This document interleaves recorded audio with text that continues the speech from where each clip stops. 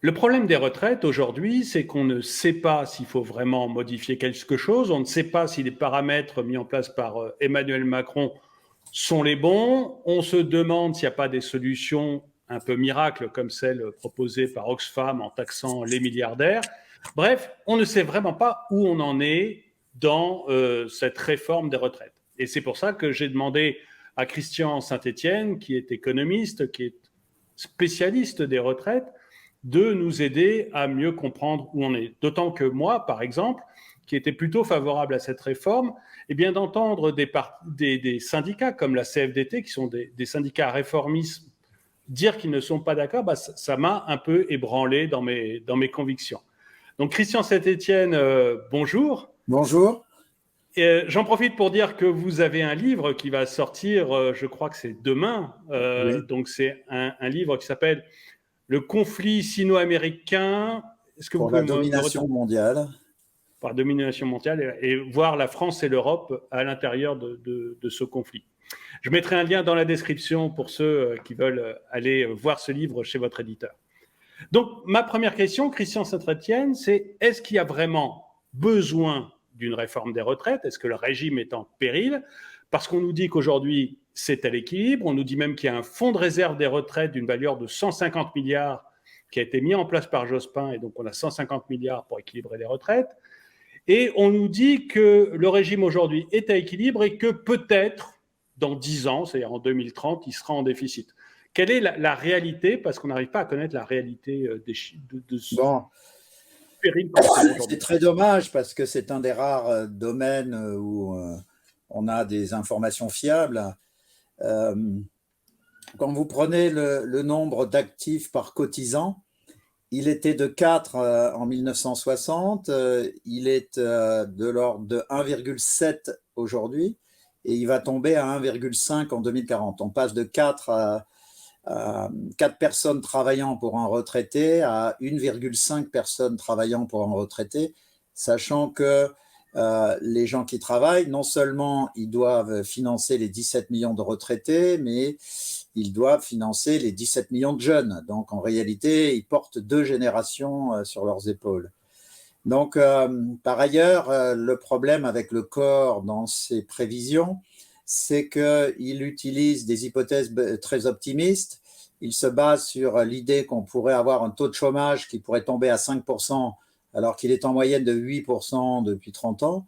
Et par ailleurs, une croissance qui accélérerait, alors que malheureusement, depuis 20 ans, nous sommes collés à une croissance moyenne depuis 20 ans, donc de 1%, alors que l'économie française aurait besoin d'une croissance de 2% par an pour équilibrer les comptes. Donc, actuellement, le déficit hors régime des fonctionnaires, le déficit des retraites, c'est 10 milliards par an. Et on en parle très peu, mais l'État surfinance avec nos impôts le régime de retraite des fonctionnaires à hauteur de 30 milliards par an. Donc le déficit réel de l'ensemble des systèmes de retraite, c'est actuellement 40 milliards par an. Donc ça fait plus d'un point et demi de PIB par an, sachant que l'ensemble des administrations publiques sont en déficit de 5 points de PIB par an. On est aujourd'hui l'État le plus en difficulté en Europe. Nous sommes le seul des 4 grands pays de la zone euro qui est frappé par ce qu'on appelle le double déficit, c'est-à-dire un énorme déficit public et surtout un déficit extérieur. Donc, quand vous avez un énorme déficit extérieur, comme celui de la France, déficit commercial, c'est que vous ne produisez pas assez par rapport à ce que les gens demandent. Et donc, c'est le reste du monde qui vous fournit des marchandises, sauf que ça accroît l'endettement extérieur de la France, qui est aujourd'hui de 700 milliards par an. Donc, il faut réduire ce déficit. Et la réforme proposée par Macron, enfin, ce n'est pas Macron qui la propose, c'est l'ensemble des analystes. Il y a un consensus. Macron ne va pas aussi loin d'ailleurs. Macron voulait au départ un âge de départ de 65 ans. Donc là, il s'est calé sur 64 ans et avec une durée de cotisation de 43 ans. Alors, bon, la plupart des spécialistes considèrent que pour équilibrer le système, il faut un âge de départ de 64 ans, mais une durée de cotisation de 44 ans. Bon, ça fait 1 an d'écart. Et la question, d'ailleurs, c'est que le gouvernement explique très mal cette réforme, puisqu'il l'explique essentiellement pour réduire le déficit. Alors, ça ne touche pas aux 30 milliards de déficit du système public, des fonctionnaires, mais ça élimine le déficit de 10 milliards des régimes de retraite hors fonctionnaires. Donc, c'est déjà un quart des 40 milliards de déficit qui disparaît. Mais surtout, là où le gouvernement pêche, je pense d'ailleurs que, c'est pas du tout de la méchanceté, mais je pense que le gouvernement ne le dit pas parce qu'il ne le comprend pas, en fait. C'est que l'allongement de la durée de cotisation ou le recul de l'âge de départ, ça augmente la croissance. Parce quand vous regardez en termes d'économie, d'analyse économique, les origines de la croissance est fondée sur le travail. On parle souvent de 2 facteurs de production, le capital et le travail, mais le capital, c'est du travail accumulé. Donc, la seule source réelle, fondamentale de richesse d'un pays, c'est le travail. Et les Français travaillent beaucoup moins par semaine. La durée hebdomadaire en France est de 35 heures. C'est plus court que dans les pays du Nord. Et puis, sur la durée de vie, que dans les autres pays. Alors, même avec cette réforme, d'ailleurs, alors c'est pas 64 ans demain, c'est 64 ans en 2030, et avec 64 ans en 2030, on aurait encore en 2030 le régime le plus favorable d'Europe, puisqu'en 2030, la plupart des autres pays sont annoncés à 65 ou 67 ans. Et donc, ce que le gouvernement ne dit pas, Bruno Le Maire l'a évoqué une fois, mais enfin, c'est pas notamment au cœur de la communication de Macron et de son Premier ministre, c'est que cette réforme pourrait ajouter à 0,1, 0,2 de taux de croissance annuel dont on a vraiment besoin. Si on passe vraiment de 1% de croissance à 1,1 à 1,2, ça fait une augmentation de la croissance de 10% si on passe à 1,1 ou de 20% si on passe à 1,2. Alors, quel est le problème pour moi de cette réforme? D'abord, je pense que le gouvernement ne comprend pas cette réforme puisqu'il n'explique pas que ça va impacter positivement la croissance. Le deuxième problème, qui pour moi est purement politique, mais qui me gêne beaucoup, je suis généralement poli et gentil, mais en fait, Macron a merdé en 2019. Excusez-moi du terme. C'est en 2019 qu'il fallait faire la réforme. Alors, Macron a voulu faire en 2019 la fameuse réforme à points, contre laquelle je me suis beaucoup battu. C'est une fausse bonne réforme. C'était l'idée de Macron, qui était assez subtile et vicieuse, c'était qu'en faisant le système par points, on évitait toutes ces questions d'âge de départ, ainsi de suite. Chacun accumulait des points et partait en fonction du nombre de points qu'il avait accumulés. Mais ce que Macron ne disait pas, c'est que la valeur du point allait baisser chaque année pour les 50 prochaines années. Donc, on ne reculait pas l'âge de départ, mais vous auriez eu des retraites beaucoup plus faibles après. Donc, moi, j'ai toujours dit, je préfère avoir quelque chose qui provoque un débat, y compris des manifs, mais qui est compréhensible par tout le monde, qui a un recul de l'âge de départ, mais en contrepartie, qui permet de maintenir le niveau des retraites pour tous ceux qui vont arriver à la retraite. Donc, tous les gens qui ont aujourd'hui plus de 55 ans pensent à leur retraite. Et s'ils arrivent à la retraite, alors là aussi, un point clé, le nombre d'années passées à la retraite en France, c'est-à-dire une fois que vous êtes à la retraite, combien de temps vous êtes vivant et vous recevez une pension. En France, c'est 25 ans et c'est 4 ans de plus que la moyenne de tous les pays de l'OCDE, c'est-à-dire des 30 pays les plus riches du monde. Voilà. Donc le régime de retraite en France est très favorable et le recul de 2 ans est conforme au vieillissement de la population. Voilà. On ne peut pas demander aux actifs de prendre en charge 1,5 retraités plus un jeune. Ça veut dire que chaque actif porte 2,5 personnes sur ses épaules. Ce n'est pas possible. Donc, sinon, le système va s'effondrer. Voilà. Alors, mais en même temps, moi, si vous voulez, j'ai vécu plusieurs réformes des retraites. je ne sais pas si j'en ai vécu 5 ou 6, mais et à Vous chaque avez fois, on dit aux vécu au gens, moins 3 ou 4. voilà, et à chaque fois, on dit, vous allez travailler plus vieux ou vous allez travailler plus de trimestres. Bon, moi, je m'en fiche, j'ai un métier plutôt sympa, mais il y a des gens qui ont des métiers pénibles, etc. Et en fait, et même pour des métiers comme le mien, finalement, on a l'impression qu'on va finir à 70, 75 ans, parce que j'en ai 47, le temps que j'arrive aux 64 ans, je suis sûr que j'aurai encore vécu 3 autres réformes qui vont. Donc, Peut-être est-ce 3, que mais c'est la bonne au solution? moins une. Au moins. Mais du coup, est-ce que c'est vraiment une bonne chose de faire comme ça des réformes qui sont purement paramétriques et où on éloigne de plus en plus notre âge de départ à la retraite, ce qui en plus énerve tout le monde, hein. Si aujourd'hui il y a 2 tiers des Français qui sont contre, c'est que ça énerve tout le monde. Alors qu'on a une grande partie des Français, j'ai ici un sondage voilà, qui a été fait pour les Échos, où on voit, alors je vais le montrer parce qu'il n'est pas apparu, voilà. Il y a un sondage des Échos qui montre qu'il y a une grande partie des Français qui sont favorables à une réforme des retraites, mais ils ne veulent pas celle-là. C'est-à-dire qu'ils ne veulent pas qu'on continue toujours à décaler l'âge parce qu'on ne voit pas le bout, en fait. C'est ça, je crois, le gros danger, c'est qu'on n'en voit pas le bout. Alors, donc moi et la plupart des spécialistes des retraites qui malheureusement constatent que l'économie française est plombée depuis 20 ans par une dépense publique gigantesque. C'est pas en soi, là, d'ailleurs, l'importance de la dépense publique, mais c'est le fait qu'elle n'est pas efficace. Parce que si on avait une dépense publique, nous avons aujourd'hui une dépense publique qui tourne autour de 56-57 points de PIB par an. C'est 9 points de PIB de plus que la moyenne des autres pays de la zone euro. Sur le principe, moi, je m'en moque que ce soit 9 points de plus que les autres. Si on avait 0 chômage, notamment des jeunes, si tous les jeunes étaient bien formés à 18 ans, s'il y avait 0 insécurité sur le territoire, si nous avions la dépense de recherche et d'innovation la plus élevée du monde, et si nous avions 3% de croissance, ça serait un modèle enviable. La question, c'est celle de l'efficacité de cette dépense. Quand vous avez une dépense colossale et un niveau de chômage très élevé, une insécurité très élevée, une croissance mauvaise, c'est que le système a un problème d'efficacité.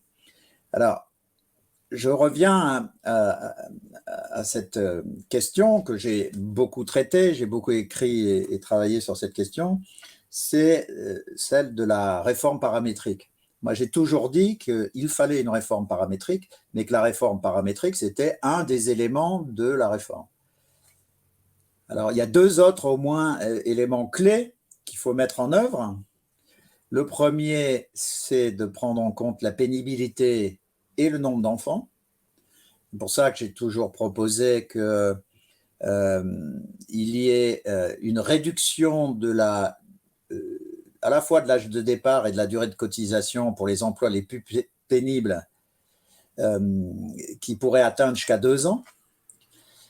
On peut considérer que si on mettait en place ce régime, entre 10 et 15% de la population bénéficierait de cette réduction de 2 ans et peut-être 15% de plus d'1 an.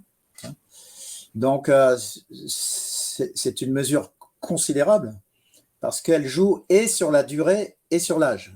Imaginons que vous soyez dans les 15% de travailleurs qui auraient le bénéfice des 2 ans, au lieu de partir à 64 ans avec 44 ans de cotisation, ils partiraient à 62 avec 42 de cotisation. Donc, c'est 2 ans de moins et sur la durée et sur l'âge.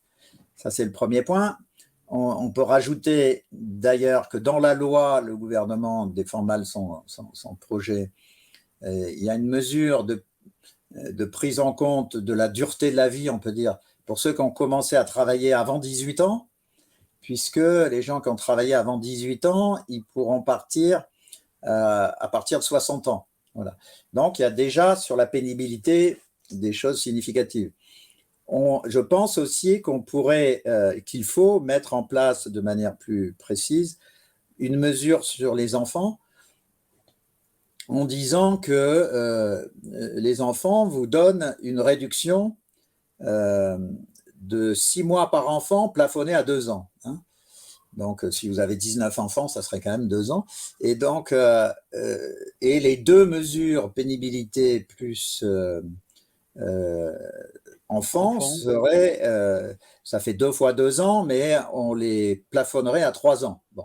Mais imaginons que vous ayez 4 enfants et la pénibilité. À ce moment-là, vous avez 3 ans de moins sur la durée et sur l'âge de départ. Donc, c'est quand même très, très, très significatif. Ça, c'est le premier élément d'ajustement pour prendre en compte ce que vous évoquiez.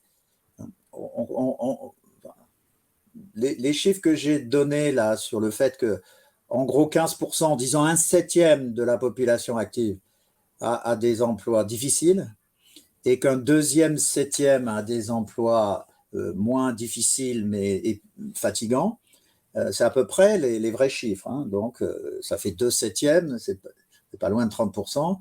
Donc, c'est extrêmement significatif comme premier ajustement. Mais le deuxième ajustement, pour moi, il est au moins aussi important.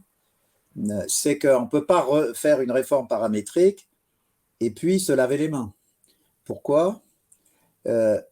Il faut s'interroger sur le point que vous avez évoqué, François Xavier, mais on voit bien tourner partout, et on le voit tourner depuis 20 ans à chaque réforme, c'est que les gens, ils en ont marre et qui veulent, pour eux, la retraite, c'est l'Eldorado. Bon.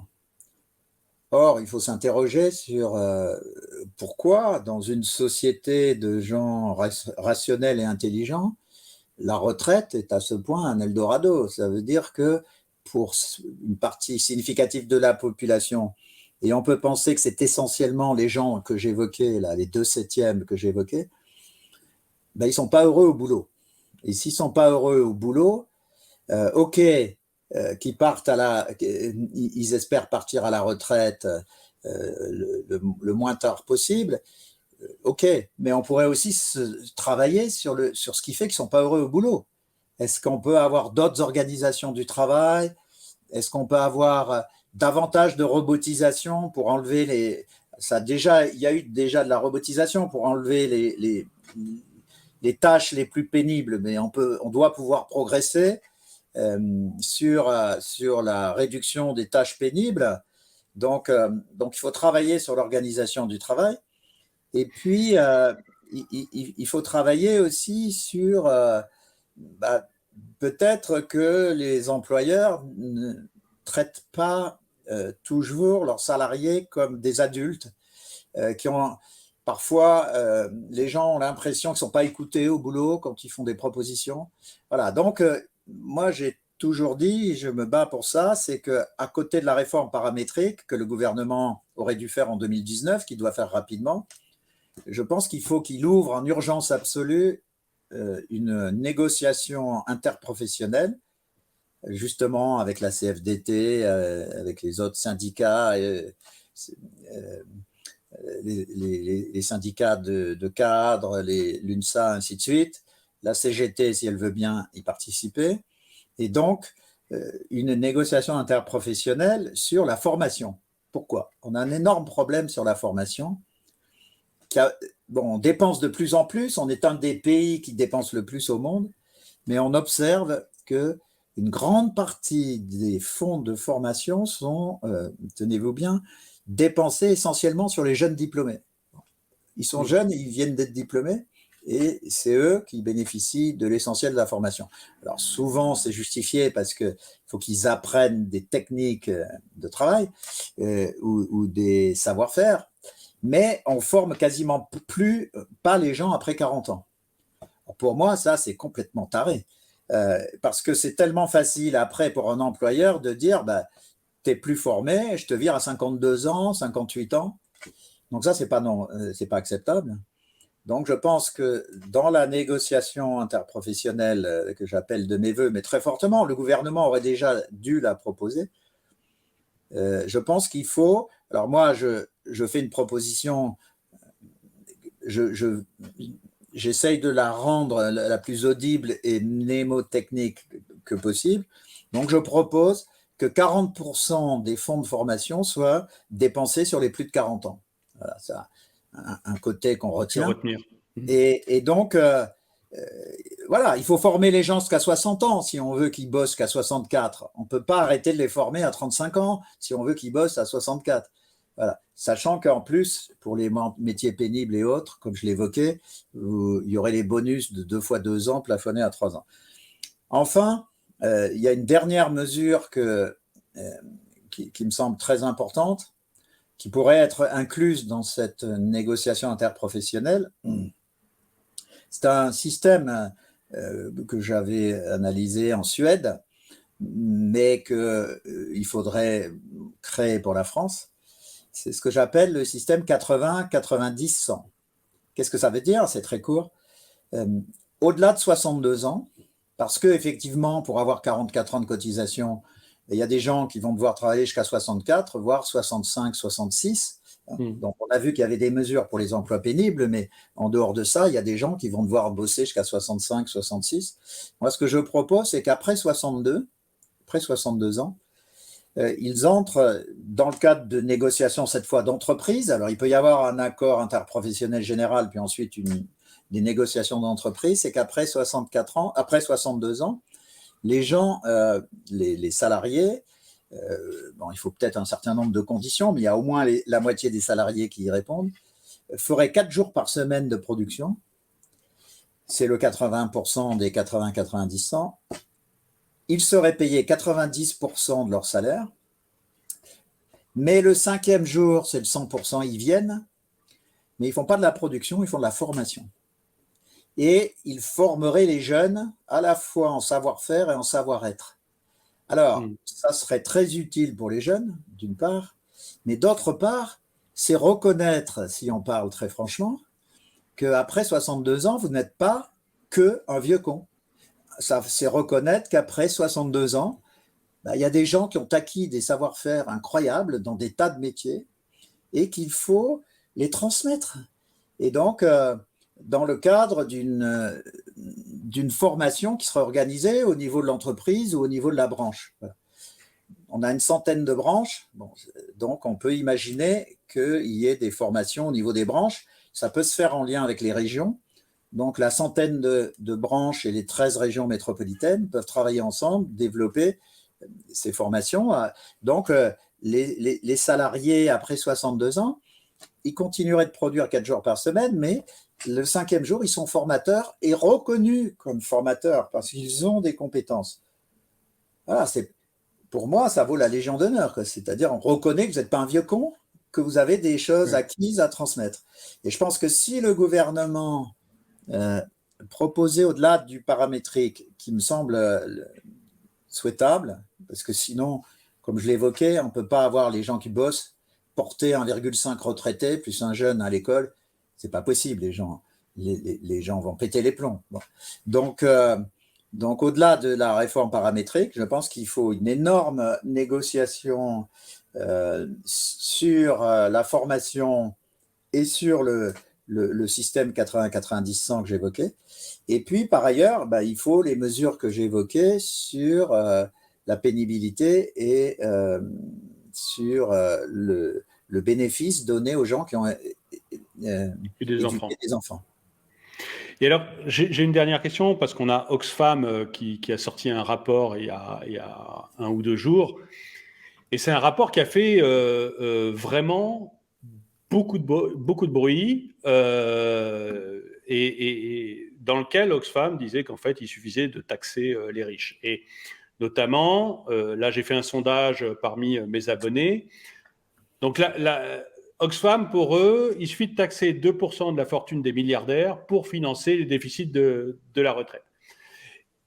Et on voit que alors j'ai eu presque 4000 votants, et on voit que 85% des gens qui ont voté sont pour cette solution. Bien sûr, c'est une solution magique.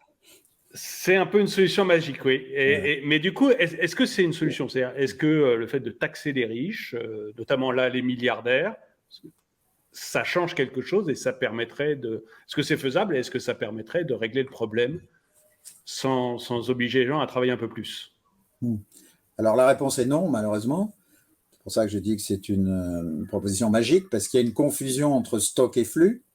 Donc il manque une quinzaine, enfin, j'ai dit 10 milliards si on s'intéresse uniquement au déficit des régimes privés, 40 milliards si on s'interroge ou s'intéresse à l'ensemble des déficits des systèmes de retraite.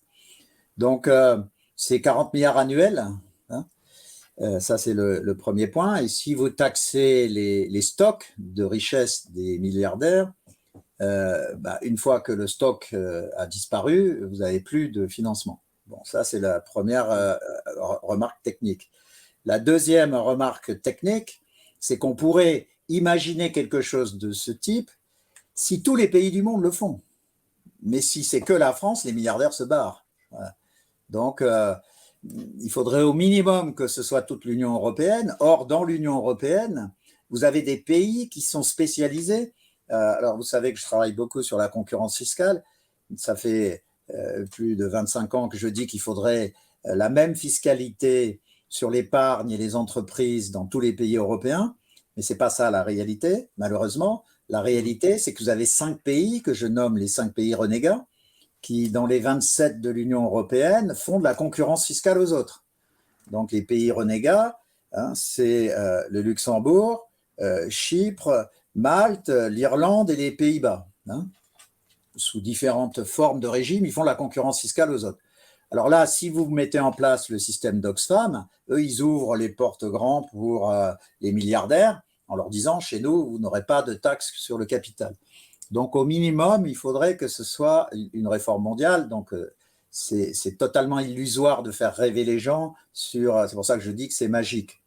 La troisième raison technique qui fait que ce n'est pas applicable, on peut regretter que ce ne soit pas applicable, mais juste, il ne faut pas mentir, il ne faut pas faire rêver à tort les gens, c'est que la fortune de ces milliardaires, c'est une fortune à 80% papier. C'est-à-dire, ce sont des entreprises qu'ils ont fabriquées. Et donc, si vous les obligez à vendre des titres, la valeur des titres va s'effondrer. Et donc, les 2%, peut-être que la première année, ça rapporte une certaine somme, mais sur la deuxième année, soit les milliardaires sont partis, soit la valeur des titres s'est effondrée, soit les deux. Voilà. Donc, c'est pour ça que je dis que sur le plan technique, c'est une proposition totalement inapplicable et politiquement dangereuse parce qu'elle fait rêver les gens à tort. Le sujet clé du régime de retraite en répartition, c'est ce que j'ai évoqué en introduction. C'est vraiment le chiffre que j'espère que les gens retiendront. C'est un chiffre public. Hein. C'est juste démographique. C'est 4 actifs cotisants par retraité en 1960, 1,5 en 2040. Voilà. Donc, encore une fois, on ne peut pas avoir un actif qui porte 1,5 actifs qui porte un retraité plus une personne au travail, une personne à l'école.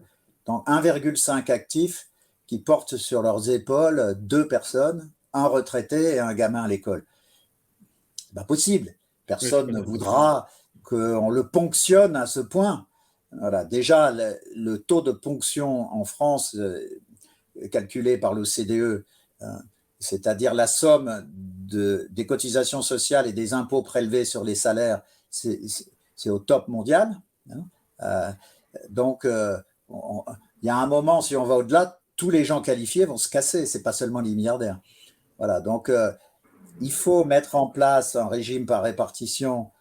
Même le 64 ans qui peut faire peur, en 2030, ce n'est pas pour demain, c'est en 2030, ça sera l'âge de départ le plus bas d'Europe. Et si en plus on met en place ce que j'évoque, c'est-à-dire jusqu'à 3 ans de réduction pour enfants et pénibilité, alors là, 61 ans avec 41 ans de cotise, c'est le système le plus favorable au monde sur le système de retraite. Voilà. Si on met à côté une formation professionnelle massivement renforcée au bénéfice des plus de 40 ans, on peut obtenir quelque chose qui soit plus compréhensible par la population. Je pense que excusez-moi, il n'y a pas d'arrogance du tout. Ça fait juste 30 ans que je travaille sur le sujet. J'ai juste pas l'impression que que le président de la République et son Premier ministre comprennent vraiment ce qu'ils disent aux Français. C'est-à-dire que j'ai l'impression que quand ils parlent sur ce sujet, ils sont en train de lire une note technique préparée par leurs collaborateurs. Donc, c'est assez mécanique. Et c'est vrai que ça ne donne pas envie. Donc, ça explique ce que vous évoquiez, les 2 tiers de Français qui n'en veulent pas. Mais si on disait aux Français ce que j'ai dit, c'est-à-dire vous pouvez avoir jusqu'à 3 ans de réduction selon la pénibilité et le nombre d'enfants, et par ailleurs, il y aura une formation massive pour les plus de 40 ans, et au-delà de 62 ans, on ne vous traitera pas seulement comme un vieux con, mais comme quelqu'un qui a un capital intellectuel et une richesse de savoir dans les mains. Si on dit tout ça, les gens, peut-être, personne ne souhaite partir à 70 ans, c'est évident, mais pourront accepter plus facilement le 64 ans. Donc je pense qu'il y a un défaut de communication et de compréhension de la part des autorités publiques sur ce dossier. Eh ben, Christian Saint-Etienne, je vous remercie. Je rappelle votre livre, donc, Le conflit sino-américain pour la domination mondiale, qui sort aujourd'hui ou demain. Et puis, je mets un lien dans la description pour ceux qui veulent aller l'acheter chez votre éditeur. Et puis, à vous tous, merci d'avoir regardé cette vidéo. Mettez-lui un pouce vers le haut, commentez-la, partagez-la. Et je vous dis à très bientôt. Merci, à bientôt.